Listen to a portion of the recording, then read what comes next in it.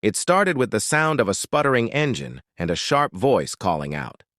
At the edge of a crowded street in Mumbai, 27-year-old Ramesh, a poor mechanic, was wrestling with the rusty kick of his decades-old scooter.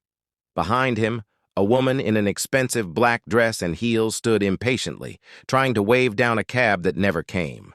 "Need a ride?" he asked, his voice trembling as he watched her turn toward him. She looked like she belonged in another world entirely, the polished world of boardrooms and private cars, but she smiled faintly and nodded. Without another word, she swung her long legs over the back seat of the battered scooter, clutching her leather bag tight as he revved the engine. The scooter groaned and hiccuped, but moved forward. The air between them was awkward yet electric. Her name, she said eventually, was Mira. Ramesh didn't dare ask anything more. On the way, the skies darkened, and rain began to fall. He offered his own thin jacket to shield her from the downpour. By the time they reached her towering office building, they were both soaked, and she looked at him. Really looked, for the first time. "Why do you do this?" she asked softly, her expensive eyeliner smudged by the rain. "This?" He motioned to his scooter. "Because no one else would hire me. And this scooter, it's all I have." She didn't reply, just handed him her business card and disappeared through the glass doors. Ramesh thought nothing of it, assuming she was just being polite. Days turned into weeks, and he kept fixing bikes in his small, oil-streaked workshop. But one morning, 2 luxury cars pulled up to his shop. Mira stepped out, now dressed even sharper, flanked by assistants. "I didn't forget," she said, holding out a thick envelope.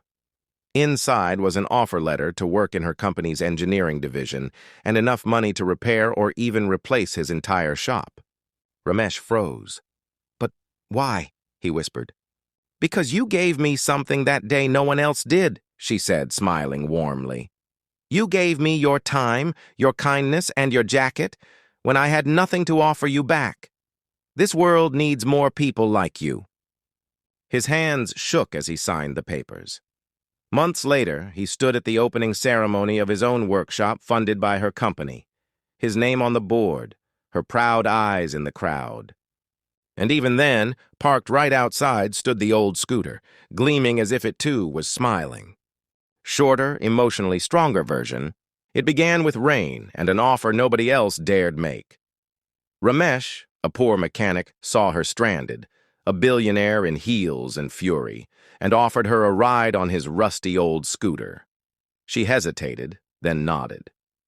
Through the rain, he gave her his jacket, his time, his quiet respect. She left him with only a card. Weeks later, she returned, not with thanks, but with a future, a job, money, and a new life. "You gave when you had nothing," she said simply. He looked at her, then at his scooter,